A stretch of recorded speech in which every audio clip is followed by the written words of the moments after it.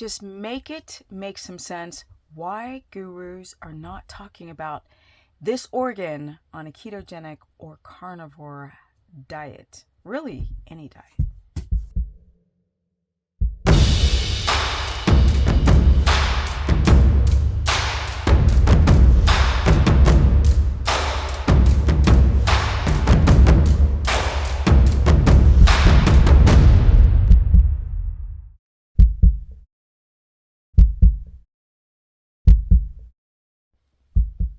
Welcome everyone, welcome to my very lovely channel and to my new addition, my little chocolate lab.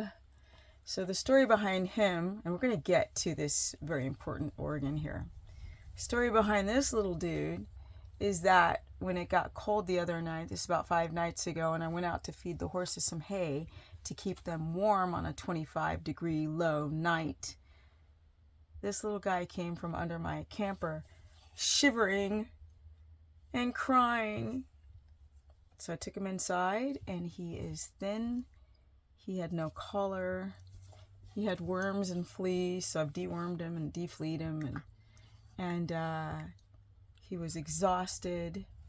So I believe he was a economic dump. Can you believe that? I think people here in the South, when they can't afford an animal in this crazy economy, yeah. I have a new puppy. I wasn't ready for a puppy, but he's so good with the horses, and he doesn't jump on anything, and he sleeps in his bed. Pretty cool. But let's get into it. How does this friggin' happen that people lose their gallbladders? Well, vegan diets, that's number one. Low-fat diets, and number two. Estrogen dominance. There's all types of things that put the body under stress, and the gallbladder gets backed up. The liver function, which then affects the kidney function, gallbladder, and pancreas. If you're chronically dehydrated, estrogen dominant, don't eat enough fat, fast, yes, intermittent, and fasting, all kinds of fasting, backs up the gallbladder with cholesterol, which starts forming into stones. But before it forms stones, it's sludge. It's thick. Your gallbladder should be in a flowy solution.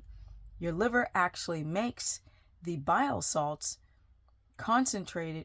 It becomes concentrated in the gallbladder, and then it's released through a series of plumbing, the biliary duct system, lands in the small intestine, scrubs and breaks down the fat, and so now your body can absorb it.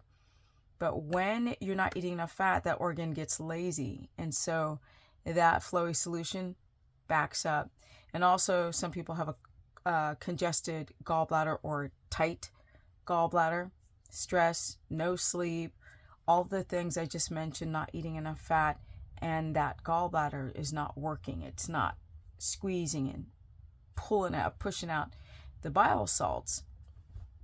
People start to feel nauseous, bloated, middle of the stomach pain, right side of the stomach pain, under the rib cage, shoulder blade, around the neck, greasy stool, floating stool, pale stool, or just the aversion to have more fat. If you are skipping meals and fasting and eating the standard American diet, your blood sugar is running high, you're estrogen dominant, you're sitting in a C shape with your spine where there's not enough upper trunk circulation, you are a huge candidate for a gallbladder issue. Now, most of the people, I'd say 98% of everyone doing carnivore where there's very high fat, or keto clearly with high fat, have one of those symptoms, either small or large, or they don't have a gallbladder at all.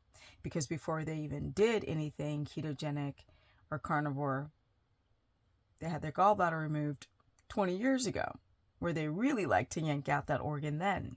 But what you don't know is that if your gallbladder is not infected and you have stones or sludge, you can thin out the sludge and you can gut bust the stones. Not everybody, if you have too many stones, or like I said, if it's infected or you have one of the stones block the biliary duct, then yeah, you're a candidate for it to get infected. But you know me, I'm not a person to go down the whole slice them and cut it route and pull out something that you need, because that organ helps you absorb the fat-soluble vitamins, vitamin D, E, A, and K, which we need for friggin' everything, especially D for the thyroid. That's just one example.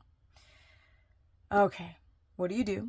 What do you eat? If you have no gallbladder at all because it was removed, you can still do high fat because your liver is still making bile salts, but it's slowly released. It's not released as concentrated, and it just doesn't do the job of breaking down the fat as well as having a gallbladder. We have this concentrated amounts of bile because the gallbladder holds that salt and then it releases when you eat fat. Of course, there's a couple things you can do, like you can do bile salts from a cow and you swallow them and you eat them, go down to your stomach, and then they meet the fat in the small intestine. They don't work, of course, like your own bile salts, but better to take ox, cow, moo salts than nothing at all if it's giving you some relief. Now, there's a two-parter to it. Some people have lipase issues, and if you have lipase issues released from the intestine, digesting fat is a two-part system, or three or four actually. The major parts or components, your stomach, having enough stomach acid. You need lipase. Lipase is made mainly in the pancreas as well as the small intestine. And then you have the gallbladder and you have stomach acid. And when you have all three together, you can digest fat, no problem. I can eat 400 grams of fat. I can eat 1,000 grams of fat and feel nothing. I might feel a little stuffed, but I won't feel nauseous. I won't have the pain and the bloating or the infections from having a sludged up or stoned up gallbladder. So we've got two camps. We've got the one where you've had your gallbladder removed, and then we have the stoned up or sludged up. Now there are solutions for both. If you don't have a gallbladder, like I said, you can use bile salts, you can use lipase, and here's the caveat. Some people without a gallbladder have no problems at all. And often that is because they still produce enough stomach acid and lipase.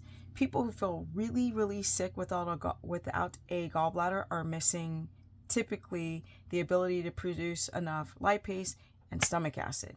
So if you hit the triad of all of them tanking, that's when you're like, oh my God, I still feel sick without a gallbladder. But there are people who have no gallbladder who feel completely perfect on high amounts of fat.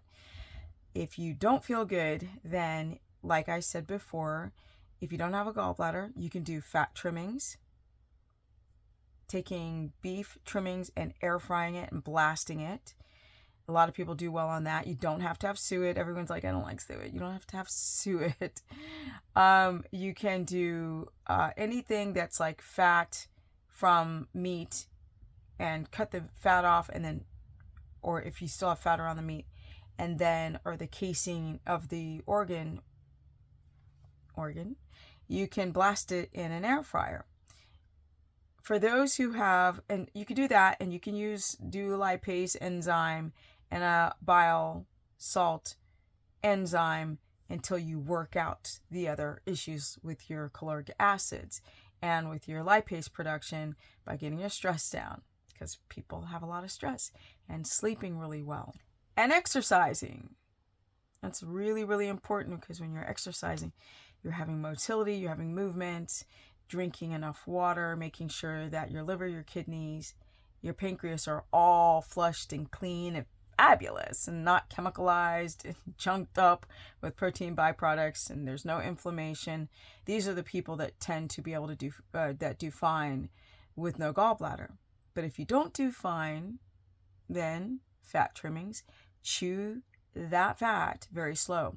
Or if you try rendered fat like butter, tallow, or lard, make sure it's with protein. Don't do it in a coffee. Don't drink coffee anyway. Don't do it in a tea. Don't do a carnivore latte, which is egg yolks and butter. Don't do any drinkable fat if you react, because when it's rendered and it's in liquid form, People with no gallbladder who've got issues with lipase and stomach acid tend to feel wrecked on liquid fat. So then you would put your fat onto your meat, right? Put it on your meat. And if you're doing a keto diet, you would have your cruciferous vegetables and put it on top or eat it together. And then now your body will slow down digestion with the protein and the protease and the stomach acid. And you digest it more slowly, and then you don't have the ill effects of not having a gallbladder and having low stomach acid and low lipase. Yes. For those who have a gallbladder, it's a process. Some people actually feel better without a gallbladder, but you don't remove a gallbladder to feel better if you still eat fat. And you need that gallbladder because you need to absorb fat-soluble vitamins. And the caveat is that people who have low vitamin D don't even think about their gallbladder. I know. They're just running towards those nasty pills that crystallize in your small intestine. And then you take a blood test. You're like, my levels are higher. And I'm like, that's in your blood. That's not your cells using it. Always best to get D from the sun or from food or from a Sperti, S-P-E-R-T-I lamp, which is a vitamin D3 lamp. That's one brand that's really, really notable, incredible.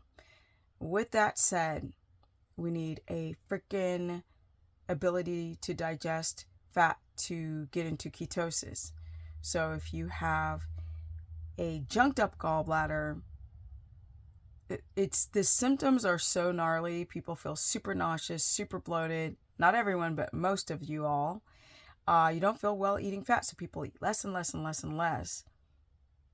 Not good. And then you're wondering why you're not in ketosis and why your blood sugar is high or why your vitamin D status is so low. It's those little nuances no one talks about. Why gurus don't talk about this, I don't know. If I get another person who used to listen to this particular guru running to me and going, I'm fracked up now because blah, blah, blah said I need to do this and that carnivore just was the answer. But if your gallbladder is not working properly, no, then people start eating lean meat and chicken breasts and all types of lean steak. And then you get sick because you're not in ketosis. Where's your body going to get the energy from? It can't get it from protein. That's a poor source of energy.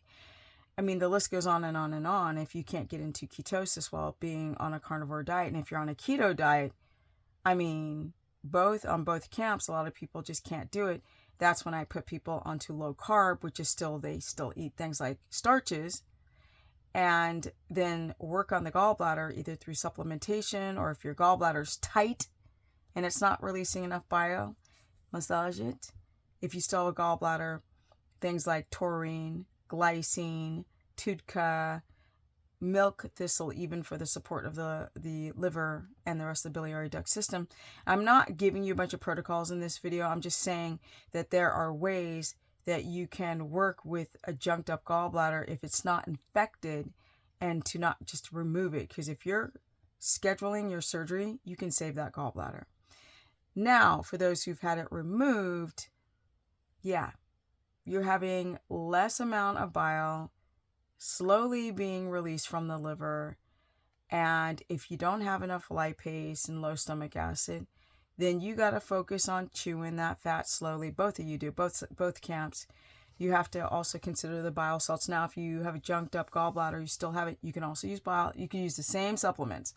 Bile, TUDCA, taurine, malic acid, lemon water, not apple cider vinegar for that, but lemon water helps dissolve any stones or sludge. And y'all need to go research the difference between the stones that form and the stones and a tight gallbladder that's not releasing the bile. And that would be things like taurine or glycine helps with the release of it.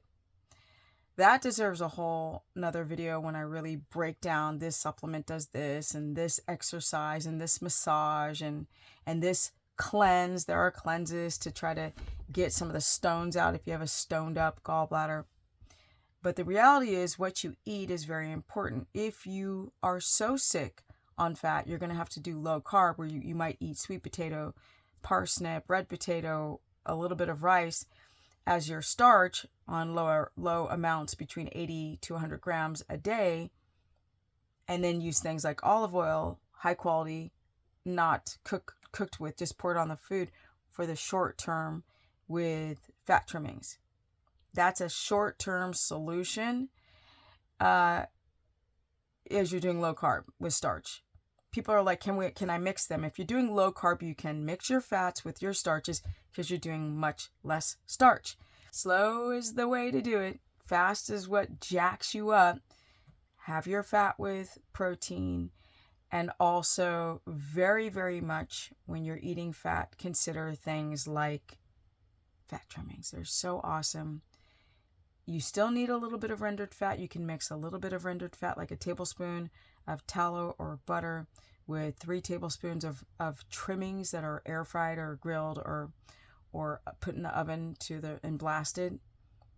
If you think that you're on you're getting closer to fixing that gallbladder, getting the sludge to unsludgify, unthicify because you've been doing lemon water or malic acid and you're doing taurine, then you can do for the very short term, like 2 tablespoons of animal fat and 2 of plant fat, or coconut oil. You can use coconut oil if you don't get diarrhea from the caprylic acid. You don't need a gallbladder to consume coconut oil, but coconut oil, MCT oil, and olive oil are not ketogenic. You might present some ketones in the blood, but it doesn't stabilize you, doesn't make you fully ketotic and in ketosis like streamline. So take that into account.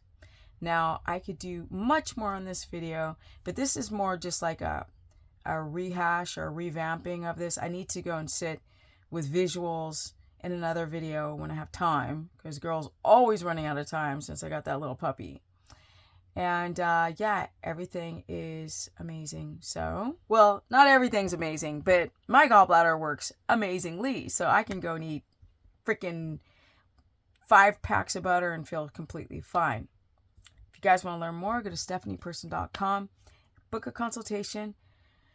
I got your back. I've been doing this for a long time.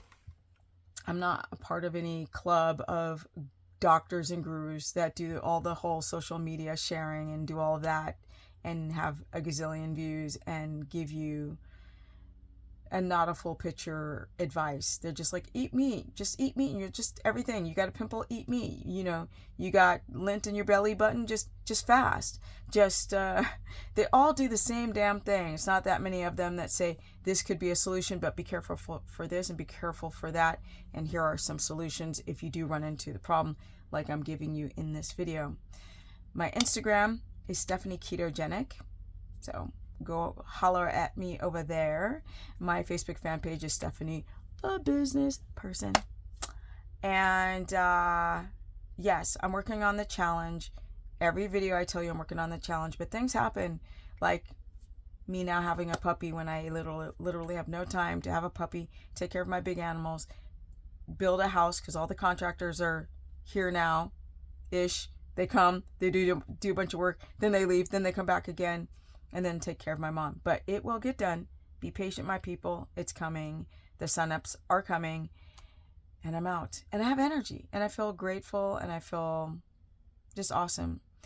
The goal is to get into ketosis. Right? Don't do low fat. Fat does not make you fat. Your jacked up blood sugar and hormones make you fat. So my people, just keep your protein moderate to low. And your fat skyrocketed high. And if your gallbladder's junked up, work on it. I give you guys a lot of ideas on how to either fix a sludged up, stoned up gallbladder or on how to eat high fat with no gallbladder. Comment below. Do you have a gallbladder problem? Do you have an aversion to fat? Comment below and subscribe and share this content so people can learn not how to frack themselves up doing these diets. Peace.